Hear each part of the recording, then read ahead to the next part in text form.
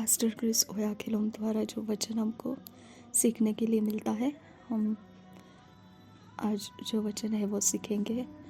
Efficiency 6 chapter 17 words. इफिसियों की पत्री 6 अध्याय 17 वचन।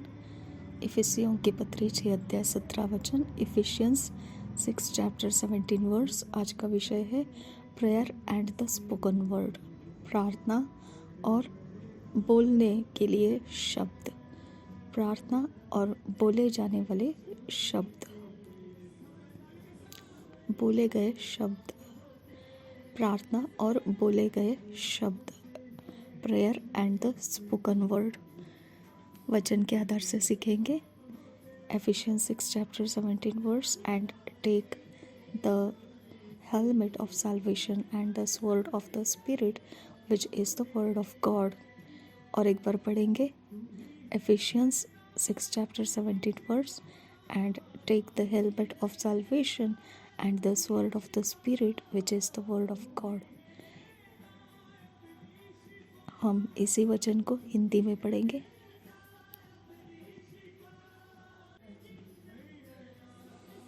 इफिसियों की पत्री 6 अध्याय 17 वचन। और उद्धार का टोप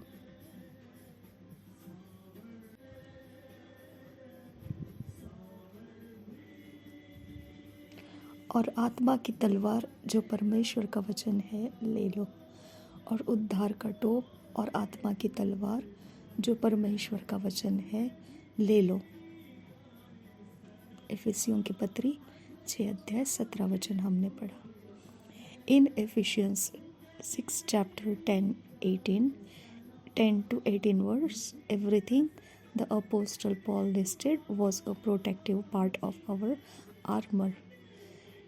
इफिसियों के पत्री 6 अध्याय 10 वचन से 18 वचन तक हमने पढ़ेंगे तो उसमें जो कुछ भी प्रेरित पौलुस ने गिनती में लिखा हुआ है वह सारे हमको बचाने के शस्त्र हैं। वो ऐसे शस्त्र हैं जो हमारा बचाव करते हैं। The only offensive tool is the sword of the spirit which is the rhema of God, the word of God that's spoken from your mouth, the outbreathing of the inspired word of God for the hour and the season। और एक मात्र ऐसा केवल शस्त्र है जो हमला करता है, जो आक्रमण करता है, और वह है आत्मा का तलवार, जिसके विषय में ऐसा है कि वह रेमा है परमेश्वर का। वह वचन है परमेश्वर का जो परमेश्वर ने अपने मुंह से बोला है। जब हम इस परमेश्वर के श्वास में से हमें प्रेरणा में मिला हुआ परमेश्वर का वचन जो होता है वह उस घड़ी के लिए होता है, वो उस समय के लिए होता है। This is akin to the apostle John's description of the Lord in Revelation 1 chapter 16 verse, out of his mouth went a sharp two-edged sword। We find a similar expression in Revelation 2 chapter 16, I will come unto thee quickly and will fight against them with the sword of my mouth। प्रेरित यूहन्ना जो है वर्णन करता है प्रभु का वचन इस प्रकार से। ये प्रकाशित वाक्य के 1 वचन 16 में लिखा है और फिर समानता में और एक जगह में भी लिखा है प्रकाशित वाक्य 2 अध्याय 16 वचन में। हम दोनों वचन पढ़ेंगे। प्रकाशित वाक्य 1 अध्याय 16 वचन। और वह अपने दाहिने हाथ में 7 तारे लिए हुए था और उसके मुख से चोखी 2 धारी तलवार निकलती थी और उसका मुंह ऐसा प्रज्वलित था जैसा सूर्य कड़ी धूप के समय चमकता है। और एक बार पढ़ेंगे प्रकाशित वाक्य 1 अध्याय 16 वचन। और वह अपने दाहिने हाथ में 7 तारे लिए हुए था और उसके मुख से चोखी 2 धारी तलवार निकलती थी और उसका मुंह ऐसा प्रज्वलित था जैसा सूर्य कड़ी धूप के समय चमकता है। और एक बार यही वर्णन आत्मा की तलवार का हम पढ़ते हैं प्रकाशित वाक्य 2 अध्याय का 16 वचन में। सो मन फिरा, नहीं तो मैं तेरे पास शीघ्र ही आकर अपने मुख की तलवार से उनके साथ लड़ूंगा। और एक बार पढ़ेंगे, सो प्रकाशित वाक्य 2 अध्याय 16 वचन। सो मन फिरा, नहीं तो मैं तेरे पास शीघ्र ही आकर अपने मुख की तलवार से उनके साथ लड़ूंगा।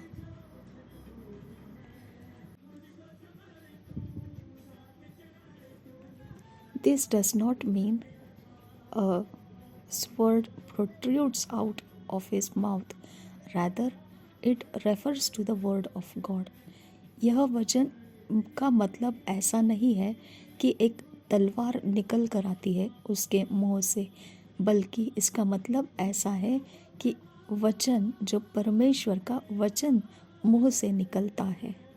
Now, observe the connection between the 17th and 18th verses of Ephesians 6 in the underlined portion. अब ध्यान दीजिए इस तरह जो जुड़ाव बनता है 17 वचन और 18 वचन का इफिसियों के पत्री 6 अध्याय में से, और जिसे हम रेखांकित भी कर रखे हैं। हम देखिए कर रखे हैं, उस रेखांकित शब्द को हम जोर देकर बताएंगे आपको। और देखिए ये वचन इंग्लिश में ऐसा है 17 और 18 वचन इफिसियों की पत्री 6 अध्याय। And take the helmet of salvation and the sword of the spirit which is the word of God praying. देखिए इसे रेखांकित किया है, वर्ड ऑफ गॉड प्रेइंग, परमेश्वर का वचन प्रार्थना करने के लिए इसे रेखांकित करके रखा है। which is the word of God, praying always with all prayer and supplication in the Spirit, and watching thereunto with all perseverance and supplication for all saints. हम इस वचन को पढ़ेंगे हिंदी में। इफिसियों की पत्री 6 अध्याय का 17 और 18 वचन, इसमें रेखांकित किया हुआ शब्द हम जोर देकर बताएंगे आपको। और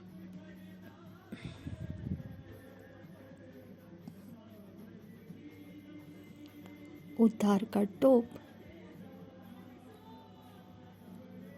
और आत्मा की तलवार जो परमेश्वर का वचन है ले लो। ये जो है ना, और हर समय हर प्रकार से आत्मा में प्रार्थना और विनती करते रहो। तो यहाँ पे परमेश्वर का वचन और प्रार्थना, आत्मा में प्रार्थना, परमेश्वर का वचन और प्रार्थना, इसे आत्मा की तलवार बोला है। आत्मा की तलवार जो परमेश्वर का वचन है, ये हमने रेखांकित किया है। पर आत्मा की तलवार जो परमेश्वर का वचन है ले लो, और हर समय और हर प्रकार से, और इसे लेकर फिर हमने क्या करना है, हर समय हर प्रकार से आत्मा में प्रार्थना करना है। ये रेखांकित किया हुआ है। और आत्मा की तलवार जो परमेश्वर का वचन है ले लो, और हर समय और हर प्रकार से इसे लेने के लिए कहा है। परमेश्वर का वचन हमको लेने के लिए कहा है।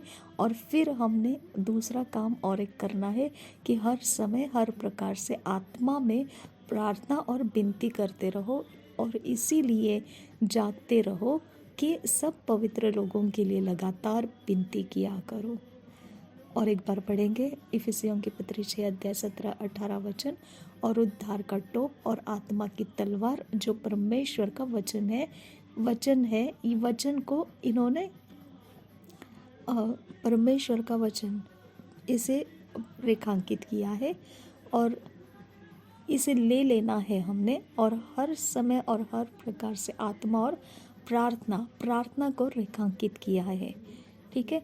और विनती करते रहो, और इसीलिए जागते रहो कि सब पवित्र लोगों के लिए लगातार विनती किया करो। It says while you are declaring the word, getting on the offensive against the adversary, pray for all saints. ये इस प्रकार से अब बताता है कि जब आप वचन की घोषणाएं करते हैं तब आपने एक प्रकार से आक्रमण बोल दिया होता है आपके शत्रुओं के ऊपर, आपके विरोधियों के ऊपर। आप उस समय अपने सारे संतों के लिए प्रार्थना करना है। He is emphasising prayer and the spoken word. वह प्रार्थना को महत्व दे रहा है और परमेश्वर के वचन के साथ किए जाने वाली प्रार्थना को वो महत्व दे रहा है। So declare God's word always and pray that God's people are strengthened and emboldened to continually take their place as agents of change in the nations of the world।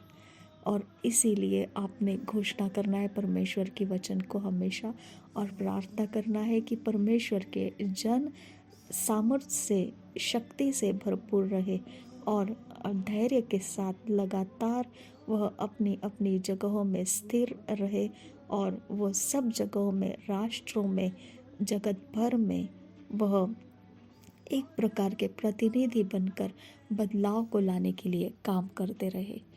Praise God. परमेश्वर की महिमा हो, धन्यवाद हो परमेश्वर। इस वचन को हम स्वीकारते हैं। आपके वचन को लेकर प्रार्थना करने का आपने हमें आज महत्व दिया है। इसके ऊपर हम अपने मन को लगाते हैं और इस बात को आज्ञा पालन करने के लिए हम अपने आप को समर्पित करते हैं। पवित्र आत्मा इस वचन के अधीन होकर हमें चलने के लिए सहायता कीजिए और हमारे द्वारा परमेश्वर की बड़ी महिमा की उपज लेकर आइए। नासरी यीशु मसीह के नाम में मांगते हैं पिता, सुन और कबूल कर। आमीन, आमीन, आमीन।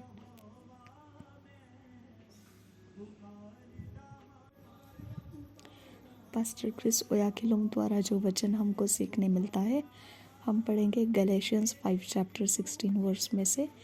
आज पढ़ेंगे गलेशियंस 5 चैप्टर 16 वर्स में से गलतियों की पत्री 5 अध्याय 6 वचन के आधार से हम सीखेंगे। गलतियों की पत्री 5 अध्याय 6 वचन के 5 अध्याय 16 वचन के आधार से। गलतियों की पत्री 5 अध्याय 16 वचन के आधार से। Galatians 5 chapter 16 verse. आज का विषय है the flesh has been crucified. शरीर क्रूसित हो चुका है। The flesh has been crucified. शरीर क्रूसित हो चुका है। वचन के आधार से हम सीखेंगे this I they say then walk in the spirit and ye shall not fulfil the lust of the flesh. और एक बार पढ़ेंगे this I say then walk in the spirit and ye shall not fulfil the lust of the flesh. हम इसी वचन को हिंदी में पढ़ेंगे। गलतियों की पत्री 5 अध्याय 16 वचन।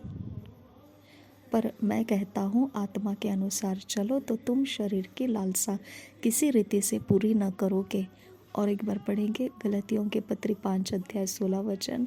पर मैं कहता हूँ आत्मा के अनुसार चलो तो तुम शरीर की लालसा किसी रीति से पूरी न करोगे। Notice that verse does not. आज पढ़ेंगे हम इस वचन के आधार से the flesh is basically about your senses and appetites and the things you desire to do. शरीर जो है यह एक साधारण तौर पर देखा जाए तो आपके 5 इंद्रिय और आपके संसारिक अभिलाषाएं की भूख जो होती है उसके विषय में है, और आप जो इसकी इच्छाएं रखते हैं उसके विषय में होती है। And the Bible tells us they that are Christ have crucified the flesh with the affections and lusts. और पवित्र बाइबल गैलेशियंस 5 चैप्टर 24 वर्स में, गलतियों की पत्री 5 अध्याय 24 वचन में ये कहता है कि और जो मसीह यीशु के हैं उन्होंने शरीर को उसकी लालसाओं की और अभिलाषाओं समेत क्रूस पर चढ़ा दिया है। और एक बार पढ़ेंगे गलतियों की पत्री 5 अध्याय 24 वचन। और जो मसीह यीशु के हैं उन्होंने शरीर को उसकी लालसाओं और अभिलाषाओं समेत क्रूस पर चढ़ा दिया है।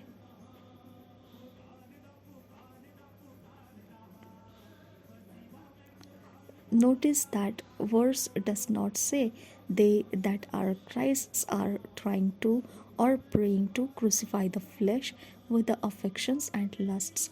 ध्यान देकर दीजिए, इस वचन में ऐसा नहीं कहा है कि जो मसीह में है वह प्रयत्न कर रहे हैं या फिर प्रार्थना कर रहे हैं कि उनका शरीर जो है वो क्रूसित किया जाए और उसके साथ उनकी जो अभिलाषाएं हैं और उनकी जो मनोकामनाएं हैं, लालसाएं हैं, उसे भी क्रूसित किया जाए। ऐसे प्रकार से वो कोई प्रार्थना नहीं कर रहे हैं। For the one crying to the Lord to help crucify the flesh, he is praying the wrong prayer, struggling for nothing. जो इस प्रकार की प्रार्थना करता है, रो रो कर, चिल्ला चिल्ला कर कि प्रभु उसकी सहायता कर कि उसका शरीर क्रूसित हो जाए, तो वह गलत प्रार्थना कर रहा है। वो संघर्ष कोई मतलब का नहीं कर रहा है। Don't find your self in a struggle. संघर्ष में मत गिराइए अपने आप को। If that's the case, stop right away and से। अगर इस प्रकार की आप प्रार्थना करते हो तो आप बिल्कुल इसी समय रुक जाइए, रोक दीजिए अपने आप को और अब इस प्रकार से कहिए, from this day Jesus Christ is the Lord over my mind, over my appetites and over my desires. I have overcome the flesh and its passions and appetites. I am Christ minded. इस प्रकार से कहिए, आज के दिन से प्रभु यीशु मसीह मेरे मन का प्रभु है। मेरे मन के ऊपर वह, मेरे लालसाओं के ऊपर, मेरे अभिलाषाओं के ऊपर, मेरी चाहतों के ऊपर प्रभु है और मैंने शरीर को जीत लिया है और अब मैं उसके कोई भी लालसाएं, धुन या उसकी कोई भी इच्छाओं का अब मैं अधीन नहीं हूँ। मैंने उसके ऊपर जीत पाई है। मैं मसीही मन रखता हूँ। इस प्रकार से आपने बोलना है। Fill your thoughts with the words of Christ, that's what you need. अपने सोचों को फिर परमेश्वर के, मसीह के वचनों से भर दीजिए। बस इतना ही आपको ज़रूरत है। If the word of God controls your mind, you will be a master. अगर परमेश्वर का वचन आपको नियंत्रित करने लगा तो आप स्वामित्व प्राप्त कर लोगे। The lordship of Jesus is the end of all struggles. प्रभुता जब यीशु मसीह को मिल जाता है आपके ऊपर, संघर्ष सब प्रकार के ख़त्म हो जाते हैं। When Jesus is the Lord of your body, you do what Paul explained in Romans 12:1. You present your body to him because your body is his body. जब यीशु प्रभु होता है आपके शरीर का, तो जैसे पौलुस ने समझाया है रोमियो 12:1 में कि आप अपने देह को उसे दे दें क्योंकि आपकी देह उसकी है। हम पढ़ेंगे उसे, रोमियो की पत्री 12:1।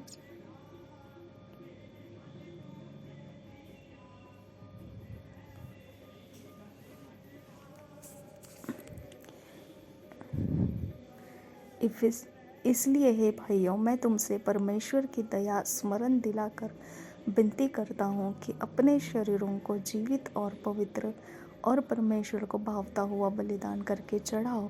यही तुम्हारी आत्मिक सेवा है।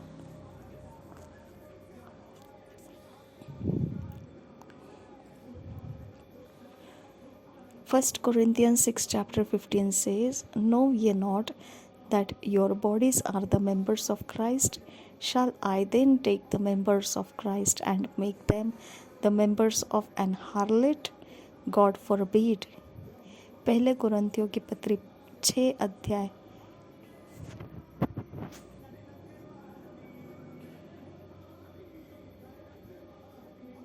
पहले कुरिन्थियों की पत्री 6 अध्याय 15 वचन इस प्रकार से बताता है, क्या तुम नहीं जानते कि तुम्हारे देह मसीह के अंग है? सो क्या मैं मसीह के अंग लेकर उन्हें वेश्या के अंग बनाऊं? कदापि नहीं। और एक बार पढ़ेंगे, पहले कुरिन्थियों की पत्री 6 अध्याय 15 वचन, क्या तुम नहीं जानते कि तुम्हारे देह मसीह के अंग है? सो क्या मैं मसीह के अंग लेकर उन्हें वेश्या के अंग बनाऊं? कदापि नहीं।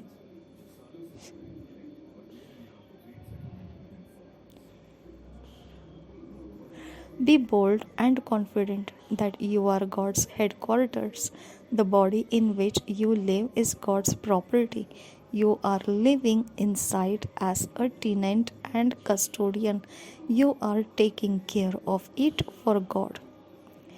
आप धैर्य के साथ होना है और आत्मविश्वास के साथ होना है कि परमेश्वर आपके ऊपर सर्वोच्च अधिकारी है. The body in which you live is God's property. जिस शरीर में आप जीवन जी रहे हो यह परमेश्वर की संपत्ति है. You are living inside as a tenant and custodian. आप उस शरीर के अंदर जी रहे हो एक किराएदार के तरह से और एक कैदी के तरह से. एक संभालने के लिए दिया गया इस प्रकार के लिए आप उसके अंदर जी रहे हैं. You are taking care of it for God. आप उसको संभाल रहे हो परमेश्वर के खातिर. आपको परमेश्वर के लिए उसे संभालना है. Romans 8 chapter 12-14 says, Therefore, brethren, we are debtors not to the flesh, to live after the flesh. For if ye live after the flesh, ye shall die. But if ye through the Spirit do mortify the needs of the body, ye shall live. For as many as are led by the Spirit of God, they are the sons of God. Romeo की पत्री 8 अध्याय का 12 वचन से 14 वचन तक हम पढ़ेंगे. रोमियो की पत्री 8 अध्याय का 12 वचन से 14 वचन. सो हे भाइयों, हम शरीर के कर्जदार नहीं, ताकि शरीर के अनुसार दिन काटे.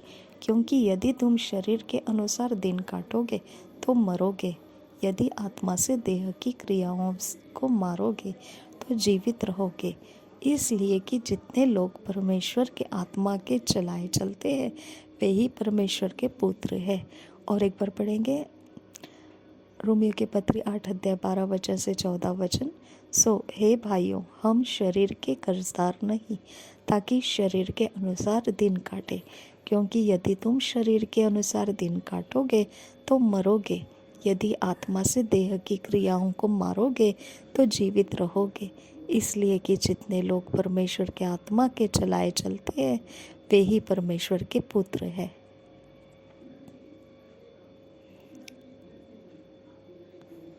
You live in the Spirit, therefore walk in the Spirit, and you shall not fulfill the lust of the flesh. आप आत्मा में, पवित्र आत्मा में जीवन जीते हो, इसके लिए आप पवित्र आत्मा के चाल चलन को चलते हो और आप शरीर की अभिलाषाओं को जो वासनाएं हैं उसे आप पूर्ति नहीं करते हो. Thank you Jesus. इस वचन के लिए हम आपको धन्यवाद करते हैं. पिता परमेश्वर, हमने अपने शरीर को प्रभु यीशु मसीह के द्वारा क्रूसित किया है और प्रभु यीशु मसीह हमारे शरीर के ऊपर वह प्रभुता लिया हुआ है. हमारे मन के ऊपर, हमारी चीज़ों के ऊपर प्रभु यीशु मसीह प्रभुता ले चुका है. हमारा शरीर हम सिर्फ परमेश्वर के लिए संभालते हैं और हम परमेश्वर के लिए इसके अंदर है. मेरे पिता परमेश्वर, हम अपनी संपत्ति नहीं है, हम परमेश्वर की संपत्ति है. इसके लिए हम आपको धन्यवाद करते हैं. ये वचन से हमने जो सीखा है खुदा, कि हमें किस प्रकार से अपनी वासनाओं के ऊपर प्रभुता पाना है, वो हमने आज परमेश्वर अपने लिए ले लिया. इसमें हम बने रहने के लिए हमें सहायता कीजिए. ये वचन हमारे अंदर से मिटाए ना जाए, खो ना जाए, बल्कि बारंबार इसे हमारे स्मरण में लेकर आइए पवित्र आत्मा, ताकि हम शरीर की किसी भी अभिलाषाओं के कहीं पर भी बंधन में पड़े ना रहे. नासरी यीशु मसीह के नाम में विनती करते हैं, सुन और कबूल कर पिता. आमेन, आमेन.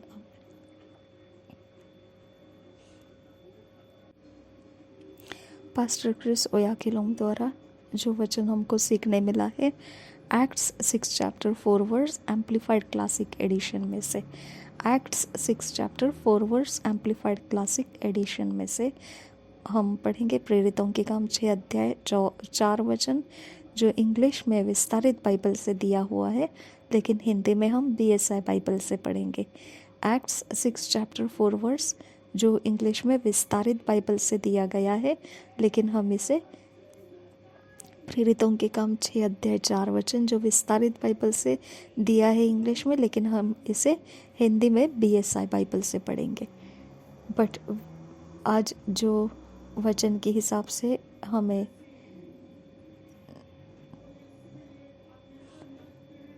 विषय मिला है, give attention to prayer and the word. प्रार्थना को ध्यान दीजिए और वचन को भी ध्यान दीजिए। प्रार्थना और वचन को ध्यान दीजिए। Give attention to prayer and the word. प्रार्थना और वचन को ध्यान दीजिए। हम वचन पढ़ेंगे, but we will continue to devote ourself steadfastly to prayer and the ministry of the word। और एक बार पढ़ेंगे, but we will continue to devote ourselves steadfastly to prayer and the ministry of the word। हम हिंदी में पढ़ेंगे इसे।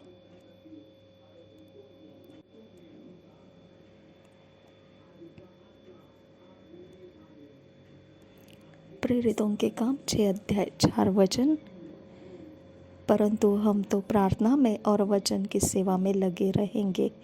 और एक बार पढ़ेंगे, प्रेरितों के काम 6 अध्याय 4 वचन, परंतु हम तो प्रार्थना में और वचन की सेवा में लगे रहेंगे।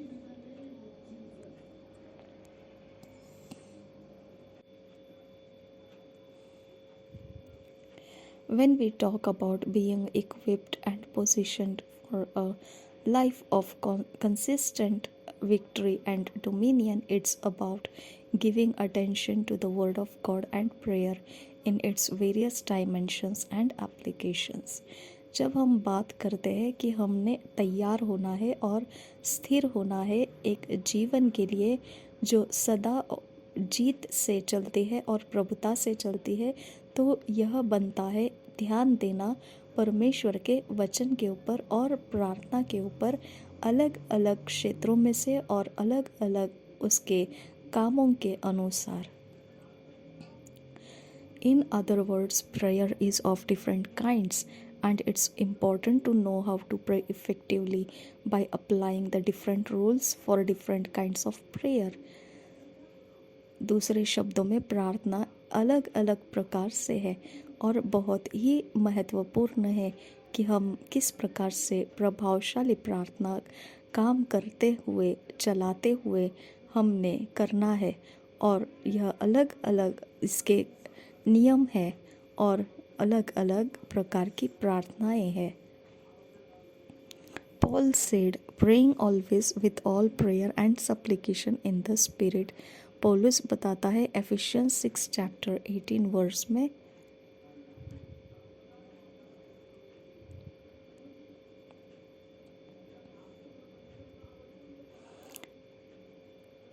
एफिशियंस 6 चैप्टर 18 वर्स, और हर समय और हर प्रकार से आत्मा में प्रार्थना और विनती करते रहो और इसीलिए जागते रहो कि सब पवित्र लोगों के लिए लगातार विनती किया करो। और एक बार पढ़ेंगे, हर समय और हर प्रकार से आत्मा में प्रार्थना और विनती करते रहो और इसीलिए जागते रहो कि सब पवित्र लोगों के लिए लगातार विनती किया करो।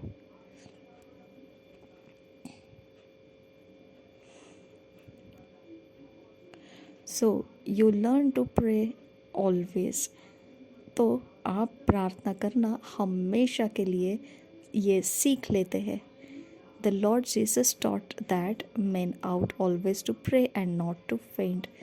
Luke 18:1 chapter। 1 Thessalonians 5:17 says pray without ceasing। तो प्रभु यीशु मसीह ने भी हमको सिखाया है। हम पढ़ेंगे उसे लूका रचित सुसमाचार के 18 अध्याय के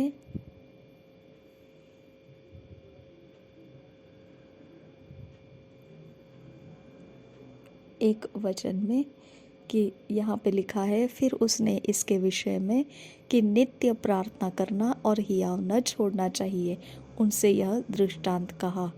लूका रचित सुसमाचार 18 अध्याय 1 वचन।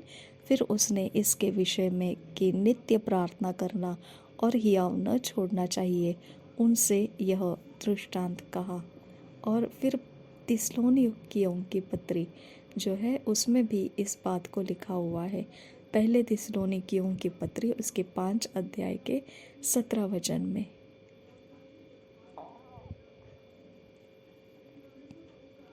निरंतर प्रार्थना में लगे रहो, निरंतर प्रार्थना में लगे रहो। All through the scriptures there is such strong emphasis on prayer because of its profound blessings and benefits. सब तरीके से, सब तरफ से जो वचन मिलते जाते हैं, यह एक बहुत बलवंत ऐसे आग्रह के साथ प्रार्थना के लिए कहा गया है, क्योंकि यही एक बहुत बड़ी आशीषों और लाभ के लिए बनता है। ये प्रार्थना उसी प्रकार से हमको बड़े आशीषों के लिए और लाभ के लिए तैयार करता है। इसी में से हमें आशीष और लाभ आते हैं। Also, God's word is of utmost importance in our lives. You must study, understand and live by God's word. और फिर परमेश्वर का वचन जो है वह अत्यंत महत्वपूर्ण है हमारे जीवन में।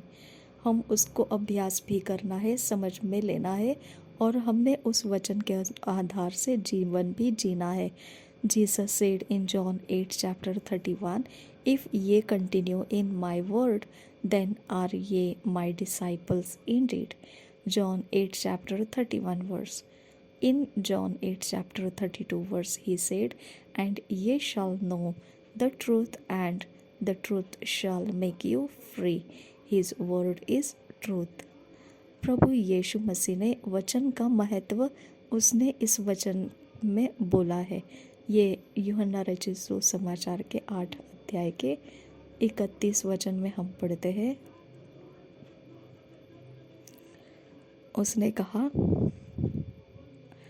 तब यीशु ने उन यहूदियों से जिन्होंने उनकी प्रतीति की थी कहा, यदि तुम मेरे वचन में बने रहोगे तो सचमुच मेरे चेले ठहरोगे।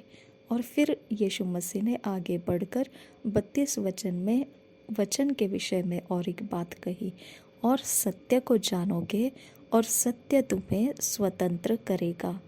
तो परमेश्वर का सत्य जो है यह वचन है, उसका वचन, प्रभु यीशु का वचन। 2 Timothy 2 chapter 15 verse says, study to show thyself approved unto God, a workman that needeth to not to be ashamed, rightly dividing the word of truth. Joshua 1 chapter 8 verse, this book of the law shall not depart out of thy mouth, but thou shalt meditate therein day and night, that thou mayest observe to do according to all that is written therein. For then thou shalt make thy way prosperous, and then thou shalt have good success. दूसरे तिमोथियों की पत्री उसके 2 अध्याय के 15 वचन में हम पढ़ेंगे। दूसरे तिमोथियोस की पत्री 2 अध्याय 15 वचन। अपने आप को परमेश्वर का ग्रहण योग्य और ऐसा काम करने वाला ठहराने का प्रयत्न कर जो लज्जित होने न पाए और जो सत्य के वचन को ठीक रीति से काम में लाता हो। और एक बार पढ़ेंगे 2 तीमुथियुस की पत्री 2 अध्याय 15 वचन। अपने आप को परमेश्वर का ग्रहण योग्य और ऐसा काम करने वाला ठहराने का प्रयत्न कर जो लज्जित होने न पाए और जो सत्य के वचन को ठीक रीति से काम में लाता हो। और फिर यहोशू के 1 अध्याय के 8 वचन में हम पढ़ेंगे,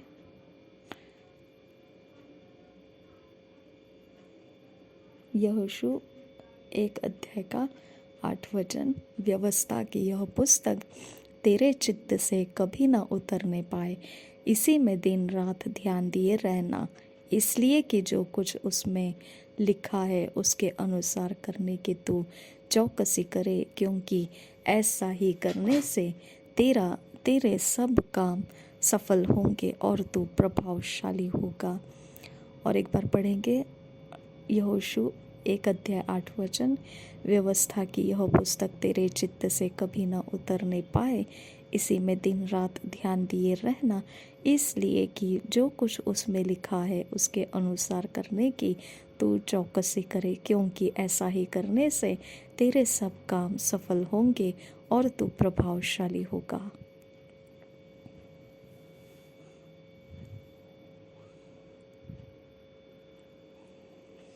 In Colossians 3 chapter 16, the Spirit through the Apostle Paul says, let the word of Christ dwell in you richly in all wisdom. कुलोसियों की पत्री 3 अध्याय 16 में कहता है, हम पढ़ेंगे उसे। कुलोसियों की पत्री 3 अध्याय 16।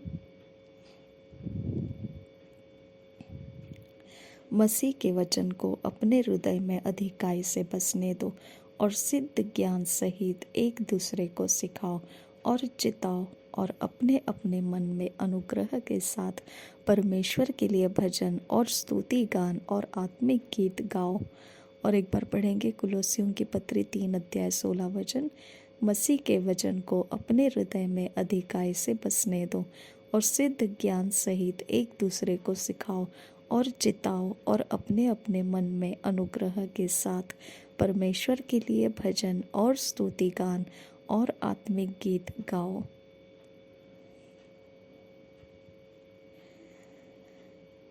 Place a premium on the study of the word of God and prayer. आप एक महत्वपूर्ण ऐसे वजन कीमत लगाइए जो आप वचन को पढ़ना, ये अभ्यास करना महत्वपूर्ण बन जाएगा आपके लिए, और प्रार्थना करना महत्वपूर्ण बन जाएगा। आदर युक्त कीमत आप उसके वज़न बढ़ाइए। It's what you need for a balanced spiritual life. यही आपको ज़रूरत है एक समानता में, एक प्रकार के स्थिरता में आप जीवन जी सके, आत्मिक जीवन को जी सके।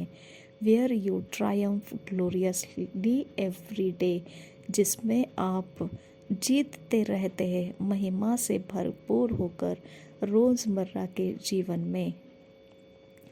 Thank you Jesus. पिता परमेश्वर, हम आपसे विनती करते हैं, ये वचन हमें सिखाता है कि हमने निरंतर वचन का अभ्यास करना और प्रार्थना करना महत्वपूर्ण है। पिता परमेश्वर, इससे अलग होकर हमारा आत्मिक जीवन का संतुलन बिगड़ जाता है। पिता परमेश्वर, ये वीकनेस, ये कमज़ोरी जो हम प्रार्थना नहीं करते हैं, जो हम वचन नहीं पढ़ते हैं, अभ्यास नहीं करते हैं, इसका कारण पिता परमेश्वर कि हम उसको महत्व नहीं दे रहे हैं। हमें उसे महत्व देने वाला परमेश्वर का आत्मा दीजिए कि हम उसे पढ़ सके, वचन पढ़ सके, अभ्यास कर सके, मनन कर सके, वचन को लेकर प्रार्थना में लगा सके, और हम आपसे जवाब को प्राप्त कर सके। नासरी यीशु मसीह के नाम में विनती करते हैं, सुन और कबूल कर पिता। आमीन, आमीन, आमीन।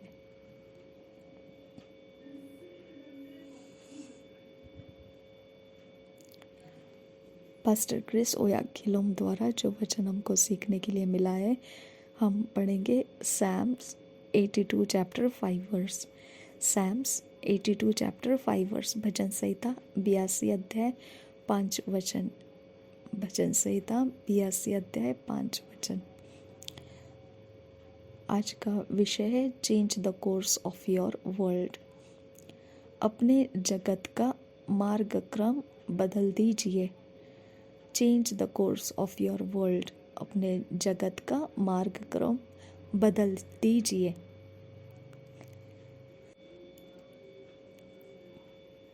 वचन के आधार से हम सीखेंगे They know not, neither will they understand. They walk on in darkness. All the foundations of the earth are out of course.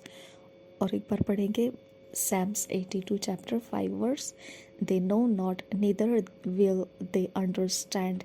They walk on in darkness. All the foundations of the earth are out of course. हम इस वचन को हिंदी में पढ़ेंगे। भजन संहिता 82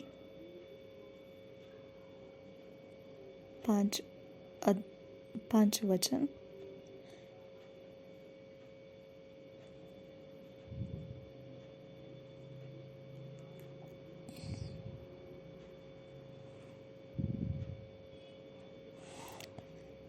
वे न तो कुछ समझते और न कुछ बूझते हैं, परंतु अंधेरे में चलते फिरते रहते हैं। पृथ्वी की पूरी नींव हिल जाती है। और एक बार पढ़ेंगे भजन संहिता 82 अध्याय 5 वचन। वे न तो कुछ समझते और न कुछ बूझते हैं, परंतु अंधेरे में चलते फिरते रहते हैं। पृथ्वी की पूरी नींव हिल जाती है। What a lamentation! ये कितने दुख भरी बात है। It's so striking that psalmist says, all the foundations of the earth are out of course.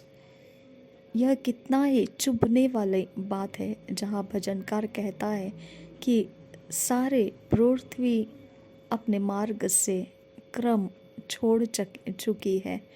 यहाँ इस प्रकार से वो कहता है, अंधेरे में चलते फिरते हैं, पृथ्वी की पूरी नींव हिल जाती है। This means things are out of direction. They are in a state of confusion. जिसका मतलब है कि सब चीज़ें अपनी दिशाओं से भटक चुके हैं और वह गड़बड़ी की दशा में है। It's like what he says in Psalms 11:3. If the foundations be destroyed, what can the righteous do? यह भजन 11 वचन के 3 वचन के आधार से है। ये हम पढ़ेंगे इसे भजन संहिता 11 अध्याय का 3 वचन।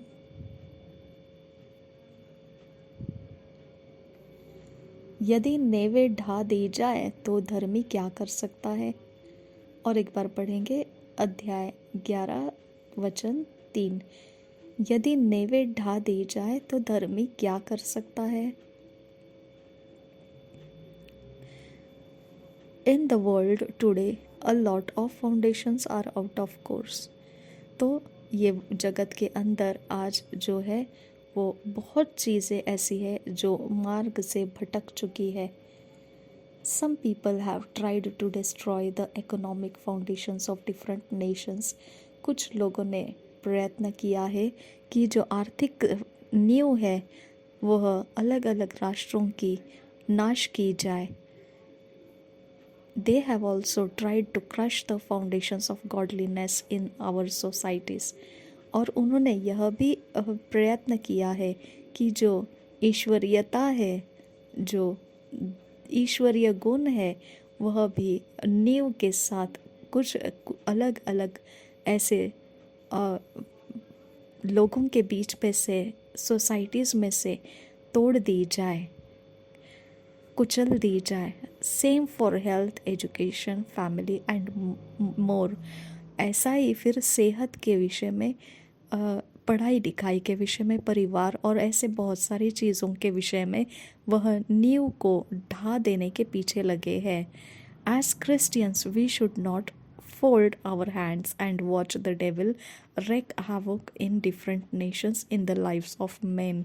एक मसीह होने के नाते हमने अपने हाथों को बांध कर नहीं रखना है और शैतान के इस प्रकार के नाश, चोरी, घात करने वाले आक्रमणों को केवल देखते नहीं बैठना है।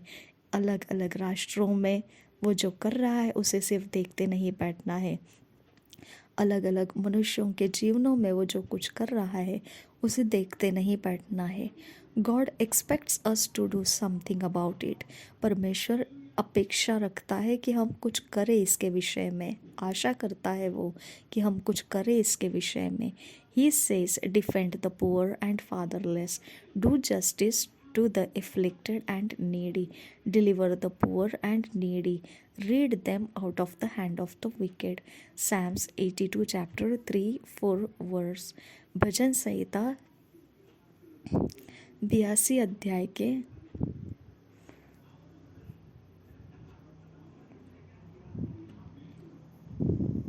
4 वचन में ऐसा लिखा है। हम पढ़ेंगे भजन संहिता 82 अध्याय 3 और 4 वचन। कंगाल और अनाथों का न्याय चुकाओ, दीन दरिद्र का विचार धर्म से करो, कंगाल और निर्धन को बचा लो, दुष्टों के हाथ से उन्हें छुड़ाओ। भजन संहिता अध्याय 82 उसका 3 और 4 वचन। कंगाल और अनाथों का न्याय चुकाओ, दीन दरिद्र का विचार धर्म से करो, कंगाल और निर्धन को बचा लो, दुष्टों के हाथ से उन्हें छुड़ाओ। Don't be ignorant of this, इसके विषय में आप नज़रअंदाज ना करें। Don't be content with only meeting your personal needs and chasing your own dreams, बस अपने ही धुन में मत रहो कि अपनी ज़रूरतों का पीछा करे और अपने ही स्वप्नों का पीछा करे पूर्ति करने के लिए।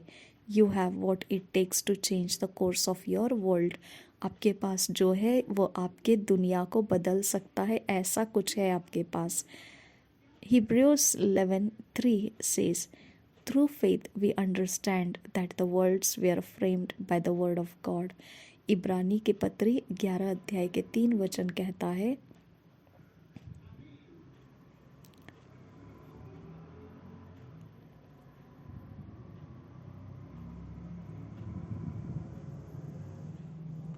विश्वास ही से हम जान जाते हैं कि ये सारी सृष्टि की रचना परमेश्वर के वचन के द्वारा हुई है, यह नहीं कि जो कुछ देखने में आता है वह देखी हुई वस्तुओं से बना हो।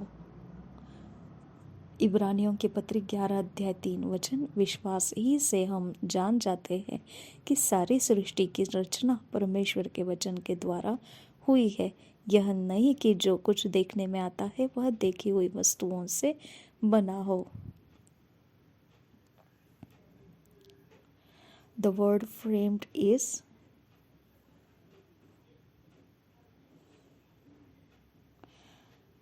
katartizo Greek and it means to repair or adjust, to restore, mend or make perfect। यह वचन के अंदर जो रचना ये लिखा हुआ शब्द है, जहाँ हम पढ़ते हैं हिंदी में इस प्रकार से है, रचना परमेश्वर के वचन के द्वारा हुई है।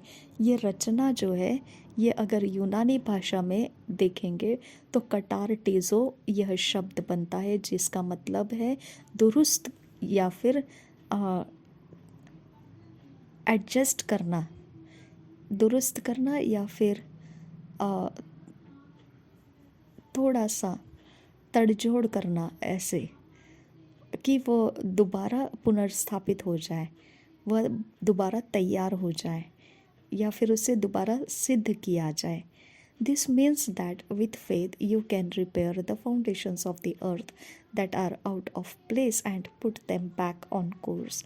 इसका मतलब बनता है कि आप दोबारा विश्वास के साथ उसे तड़जोड़ कर सकते हैं, उसे आप दुरुस्त कर सकते हैं, पृथ्वी के नींवों को, और अपनी अपनी जगहों में उसे फिर से लगा सकते हो और उनको अपने मार्ग क्रम में सीधाई के रास्ते दे सकते हो। You can fix those circumstances and situations in your world that are inconsistent with the will of God. आप उन सारी परिस्थितियों को और उन सारी अवस्थाओं को अपने सारे मार्ग क्रम में भटके हुए अवस्थाओं को दुरुस्त करके, ठीक करके, आप उनको आपके जगत में बिल्कुल जो आपके विपरीत जाता है वचन के और परमेश्वर की इच्छा के विपरीत जाता है, उसे ठीक करके आप दुरुस्त करके एक दोबारा नींव तैयार कर सकते हैं।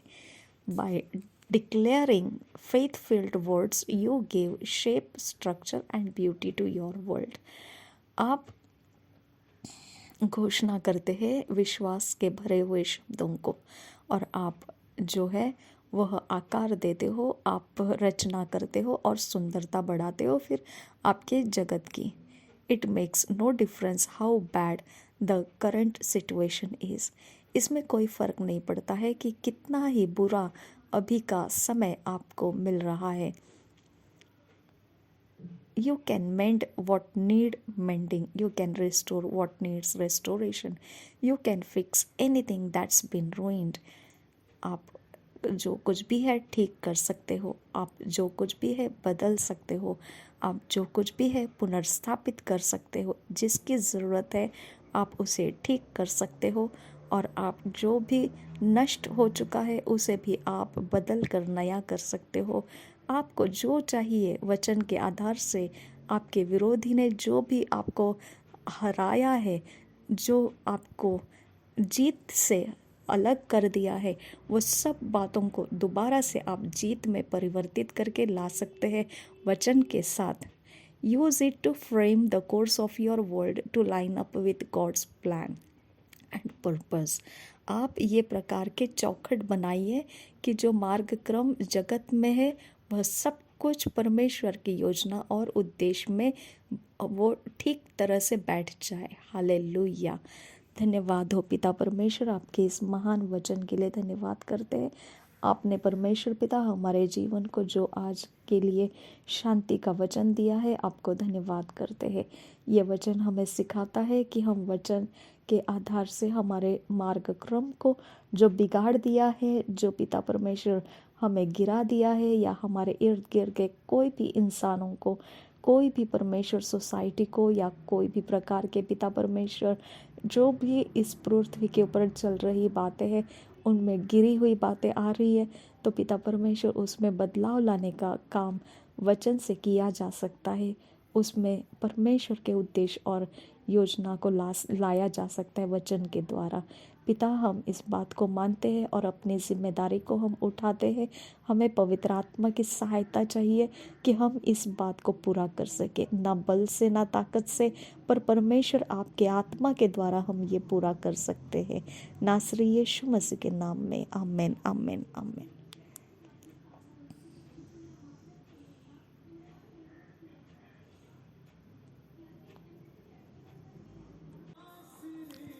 पास्टर क्रिस ओयाखिलोम द्वारा जो वचन हमको सीखने मिलता है, आज हम सीखेंगे 1 Corinthians 15 chapter 32 verse.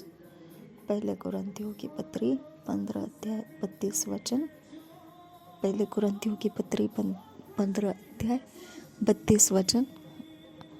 1 Corinthians 15 chapter 32 verse. इस वचन के आधार से आज जो विषय है, operate from the spirit realm, आत्मा के क्षेत्र से चलाइए। Operate from the spirit realm, आत्मा के क्षेत्र में से चलाइए। हम वचन के आधार से सीखेंगे 1 Corinthians 15 chapter 32 verse. If after the manner of men I have fought with beasts of Ephesus, what advantaged it me? और एक बार पढ़ेंगे 1 Corinthians 15 chapter 32 verse. If after the manner of men I have fought with beasts of Ephesus, what advantage it to me? Advantage it me. हम हिंदी में पढ़ेंगे पहले कुरिन्थियों की पत्री 15 अध्याय का 32 वचन। यदि मैं मनुष्य की रीति पर इफिसुस में वन पशुओं से लड़ा तो मुझे क्या लाभ हुआ? यदि मुर्दे जिलाए नहीं जाएंगे तो आओ खाए पिए, क्योंकि कल तो मर ही जाएंगे। और एक बार पढ़ेंगे, इस वचन का एक ही भाग लिया है, हम उतना ही भाग पढ़ेंगे। पहले कुरिन्थियों की पत्री 15 अध्याय का 32 वचन का इतना ही भाग। यदि मैं मनुष्य की रीति पर इफिसुस में वन पशुओं से लड़ा तो मुझे क्या लाभ हुआ? और एक बार पढ़ेंगे पहले कुरिन्थियों की पत्री 15 अध्याय का 32 वचन। यदि मैं मनुष्य की रीति पर इफिसुस में वन पशुओं से लड़ा तो मुझे क्या लाभ हुआ? From studying the scriptures on Paul's ministry at Ephesus, we understand that he was not fighting animals like a gladiator. अब अभ्यास के रूप में जब हम पढ़ते हैं वचन को, पौलुस की सेवकाई के वचनों को, जो वो इफिसुस में सेवकाई कर रहा था, तब हम समझते हैं कि वह इस प्रकार से कोई जानवरों के साथ युद्ध नहीं कर रहा था, किसी प्रकार के एक बलशाली ऐसे ग्लैडिएटर नाम के कोई प्राणी से, ऐसा कोई एक महाभयंकर प्राणी के साथ उसकी लड़ाई नहीं हो रही थी. It was actually illegal to make Roman citizens gladiators.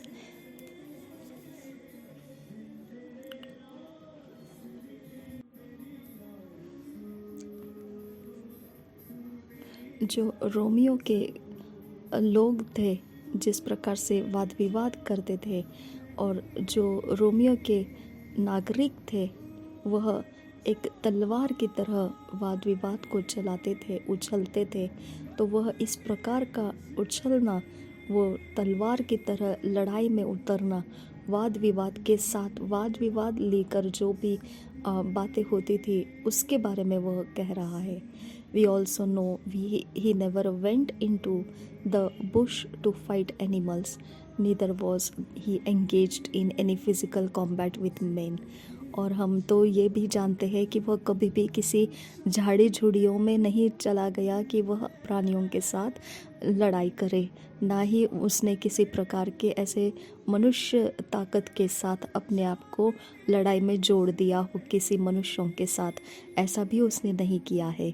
So what did he mean when he said he fought with beasts at Ephesus? तो इसका मतलब क्या बनता है जब वह कहता है कि वह युद्ध करना उसके लिए लाभदायी नहीं होगा अगर वह मनुष्य रीति से युद्ध करे? इसके बारे में वो क्या कहना चाहता है, हम एक बार और पढ़ेंगे.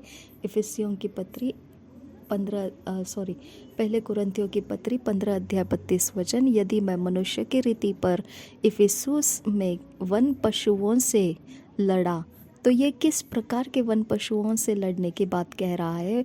तो मुझे क्या लाभ हुआ? ये किस प्रकार की वन पशुओं के बारे में कह रहा है?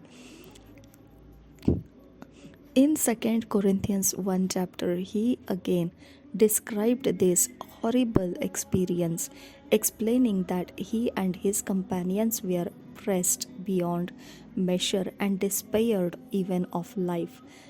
For we would not, brethren, have you ignorant of our trouble which came to us in Asia, that we were pressed out of measure above strength, in so much that we despaired even of life. 2 Corinthians 1 chapter 8.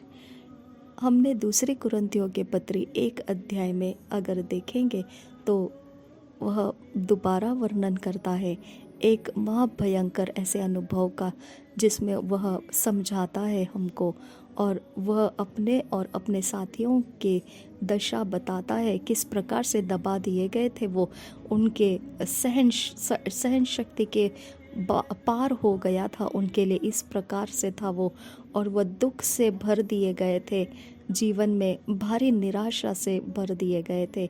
और हम इसे पढ़ सकते हैं दूसरे कुरिन्थियों के 1 अध्याय के 8 वचन में. हम पढ़ेंगे उसे, दूसरे कुरिन्थियों की पत्री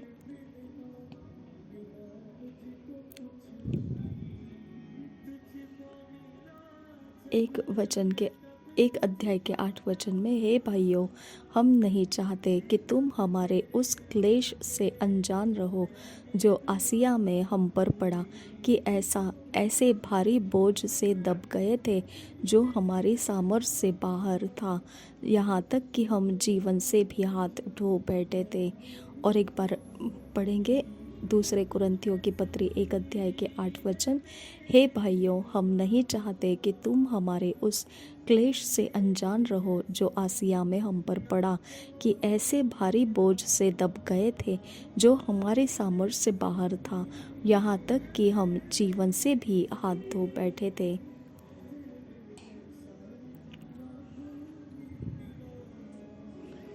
God, however, delivered them from this great peril, but they had been in prayer, and other saints were also interceding for them, ye also helping together by prayer for us. 2 Corinthians 1 chapter 11. हम देखते हैं परमेश्वर ने भी उनको छुड़ाया है, उनके उस महाभयंकर सारे प्रकार के वो जो क्लेश में पड़े हुए थे, but they had been in prayer, लेकिन वो प्रार्थना में बने रहे। उनके लिए दूसरे संत भी उनके लिए मध्यस्थी की प्रार्थना करते रहे, जिसे हम पढ़ते हैं दूसरे कुरिन्थियों के 1 अध्याय के 11 वचन में। और तुम भी मिलकर प्रार्थना के द्वारा हमारी सहायता करोगे कि जो वरदान बहुतों के द्वारा हमें मिला उसके कारण बहुत लोग हमारी ओर से धन्यवाद करें। और एक बार पढ़ेंगे दूसरे कुरिन्थियों की पत्री 1 अध्याय का 11 वचन। और तुम भी मिलकर प्रार्थना के द्वारा हमारी सहायता करोगे कि जो वरदान बहुतों के द्वारा हमें मिला उसके कारण बहुत लोग हमारी ओर से धन्यवाद करें। दे हैड बीन रेसलिंग, वह मल्ल युद्ध हो रहा था उनके साथ। Their struggle was not with flash and blood, उनका संघर्ष शरीर और लहू के साथ नहीं था। It was not against humans, वह मनुष्यों के विरोध नहीं था। इट वॉज स्पिरिचुअल, वह संघर्ष आत्मिक था। Paul dealt with the wickedness of men against him from the realm of the spirit.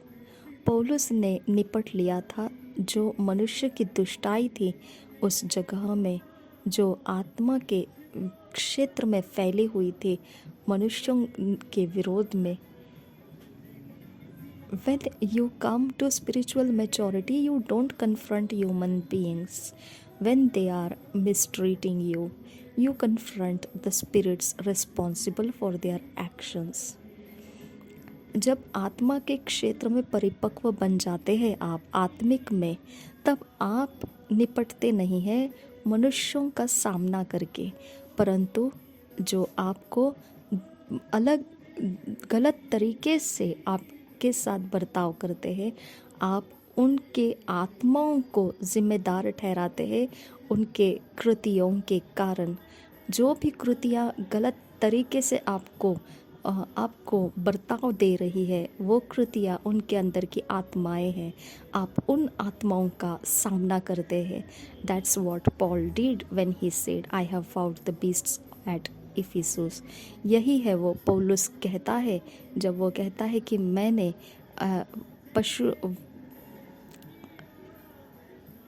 पशुओं के साथ युद्ध करना, ये इसी के बारे में कहता है वो। हम उसे और एक बार पढ़ेंगे।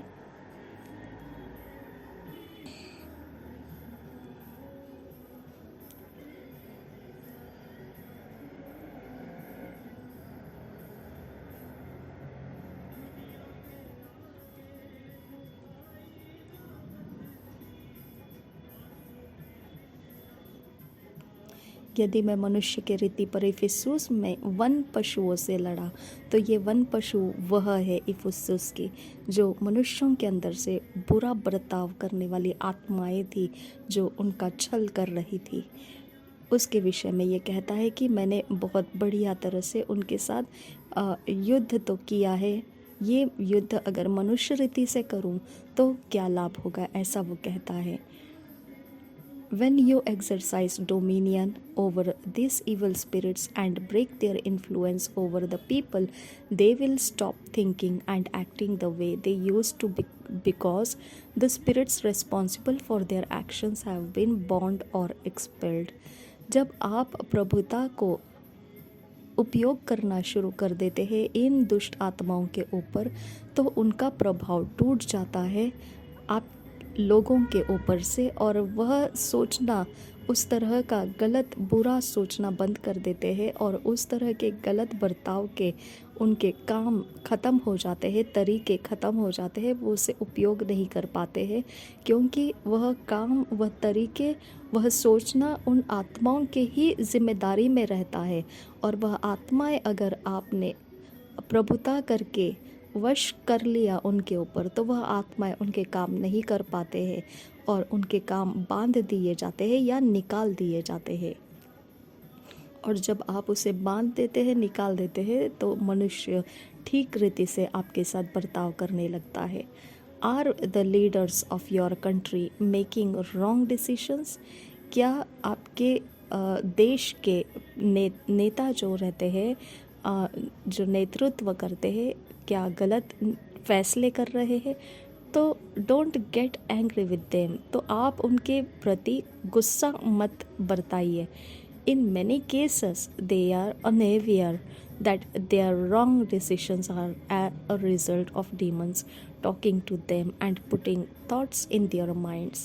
तो जो गलत निर्णय है, जो गलत फैसले हैं, वो अपने तरीके से नहीं कर रहे। बहुत बार वो इसके बारे में अनजान रहते हैं कि उनके फैसले गलत हैं। नतीजे के तौर पर वह एक शैतानी आत्मा उनके साथ बातें कर रहा होता है और उनको उन सोचों को मन में दे रहा होता है जो उठाकर वह गलत फैसला ले लेते हैं। With intercessory prayer and using our authority in the name of Jesus over demons, we can change the situation in our cities and Nations.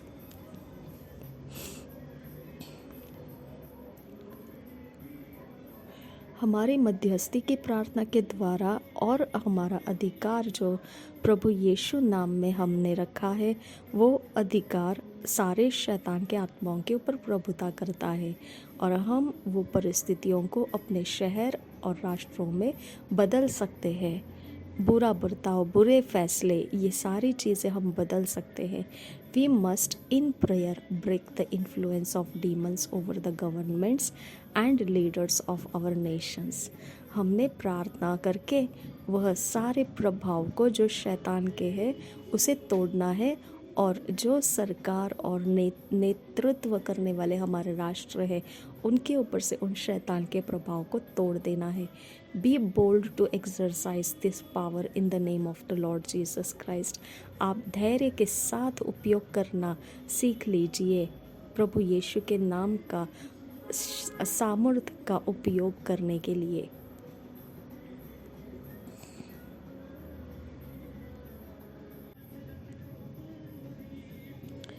Pastor Chris ओयाखिलुम द्वारा जो वचन हमको सीखने के लिए मिलता है, हम प्रार्थना करेंगे। थैंक यू जीसस, धन्यवाद करते हैं पिता परमेश्वर, जो वचन हमने सीखा पिता परमेश्वर वो हमसे बताता है कि हमारा युद्ध पिता मनुष्य की ओर से नहीं है, मनुष्य की ताकत और मनुष्य की शक्ति के साथ नहीं है मेरे पिता। उनके अंदर जो दुष्ट आत्माएं हैं जो उनसे ये काम करवाती है उसके साथ हमारी युद्ध है खुदा।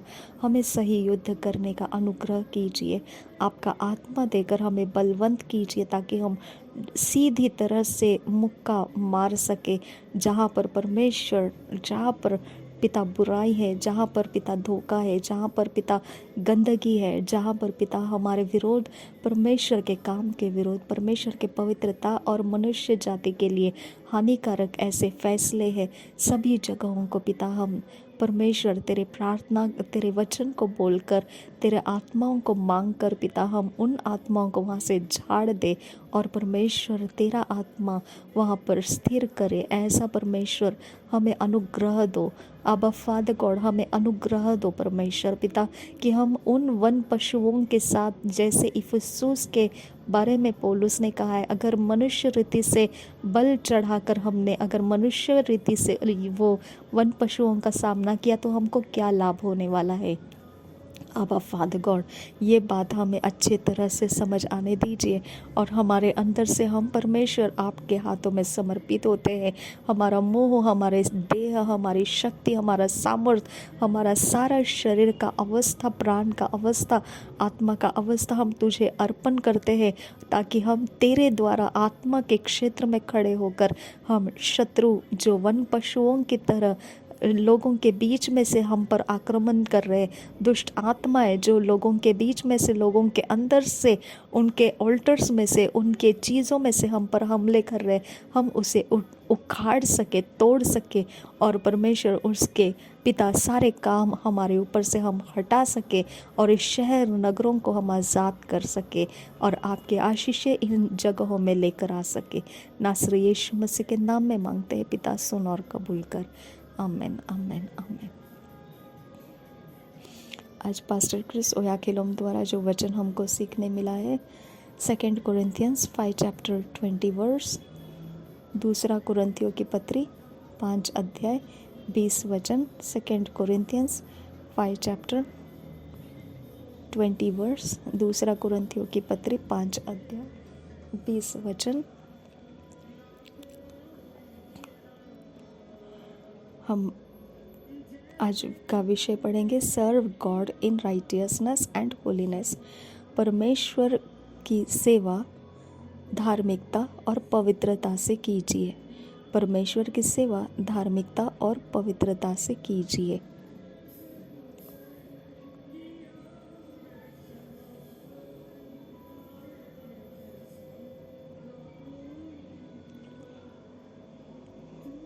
हम पढ़ेंगे इसे 2 Corinthians 5 chapter 20 verse.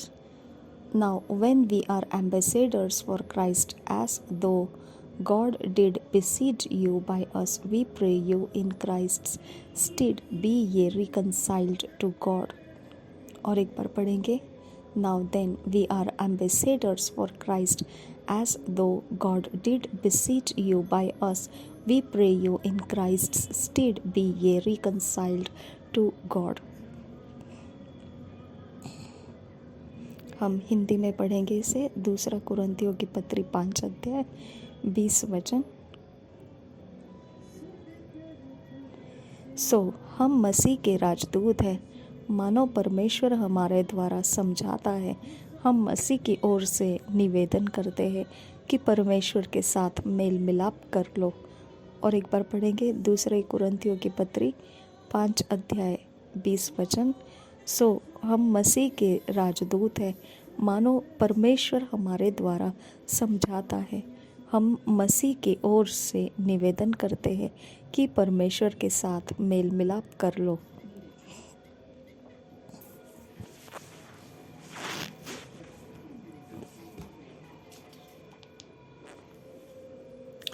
वचन के आधार से हम सीखेंगे। From the verse above, we see the Apostle Paul's careful use of words. हम वचन से, जो ऊपर पढ़े हुए वचन हैं उसमें से हम देखते हैं कि प्रेरित पौलुस जो है वह एक महत्वपूर्ण ध्यानपूर्वक उपयोग कर रहा है शब्दों का।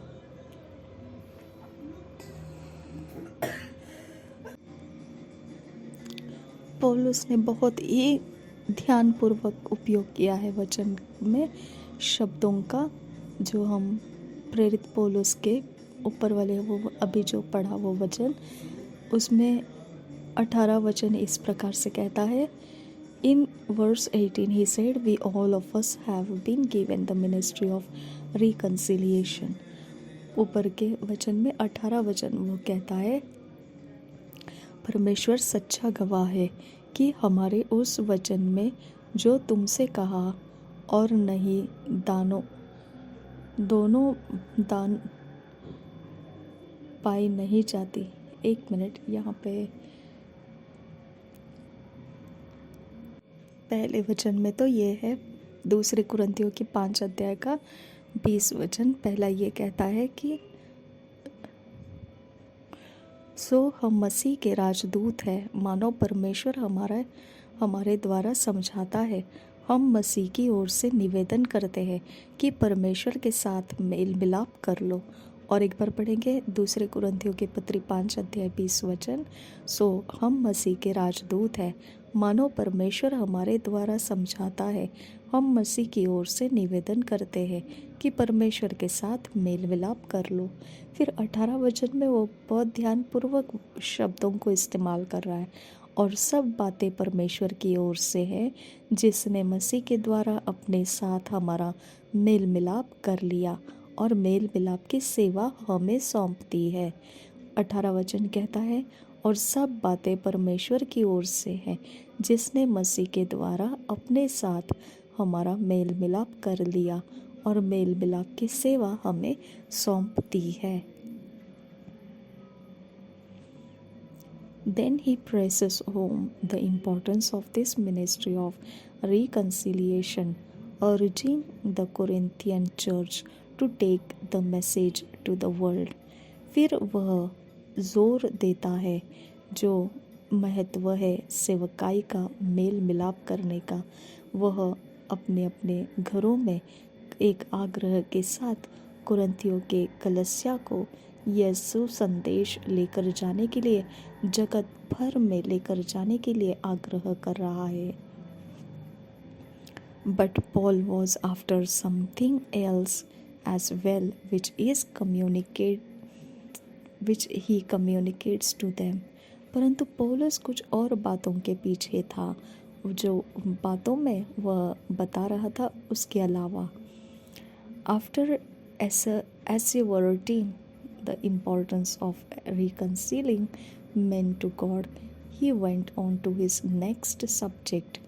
उसने ये जो मेल मिलाप की सेवा है, इस आग्रह की बात को लोगों तक पहुंचाने के बाद एक महत्वपूर्ण जो मनुष्य को परमेश्वर के लिए काम करना है, वह है मेल मिलाप की सेवा।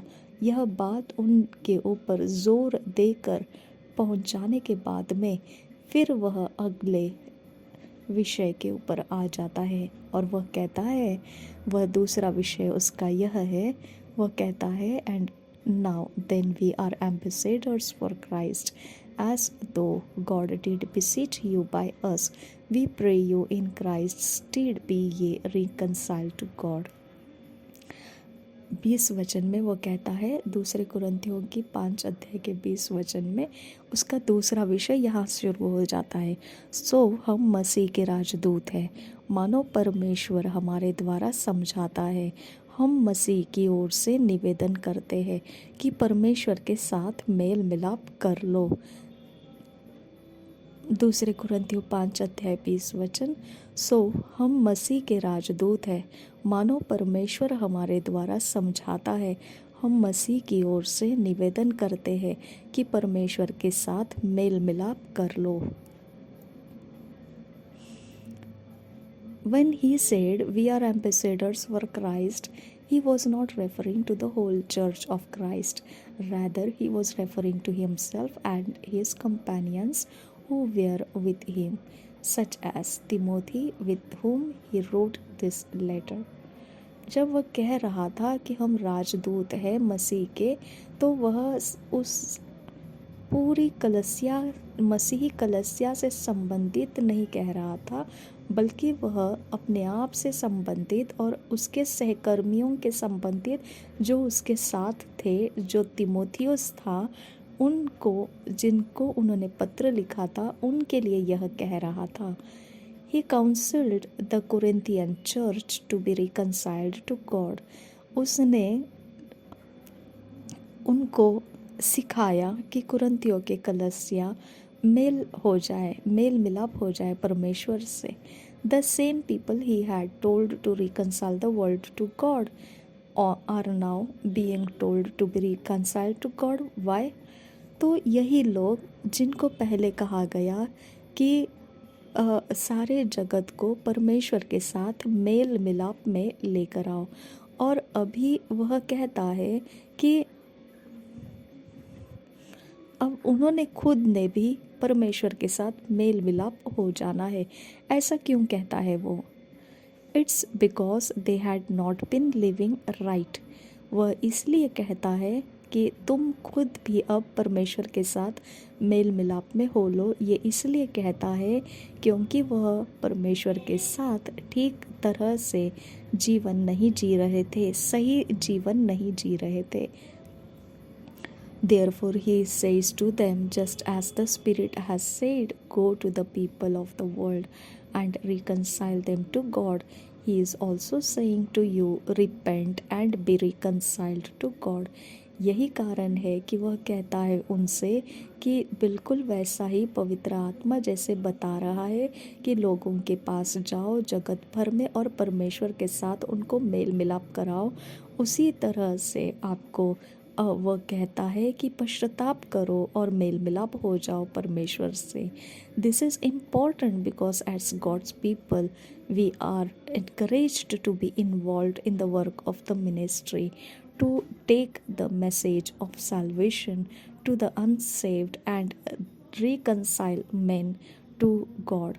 यह बहुत महत्वपूर्ण है क्योंकि परमेश्वर के लोग वह बहुत ही ज़्यादा उत्साह से भर जाते हैं और वह सेवकाई के कामों में इतने ज़्यादा उलझ जाते हैं कि वह उद्धार का समाचार वह लेकर जाते हैं उन लोगों के पास जो अभी तक बचाए नहीं गए हैं और मनुष्य को वो परमेश्वर से मेल मिलाप कराने की सेवा में इतने ज़्यादा वह पूरी तरह से अपने आप को सौंप देते हैं. But while you are at it live a life that's pleasing to the Lord. परंतु ये काम करते वक्त फिर आपको ये भी बहुत महत्वपूर्ण ध्यान रखना है कि आपका जीवन आप ज़रा भी यहाँ से वहाँ भटकने नहीं देना है.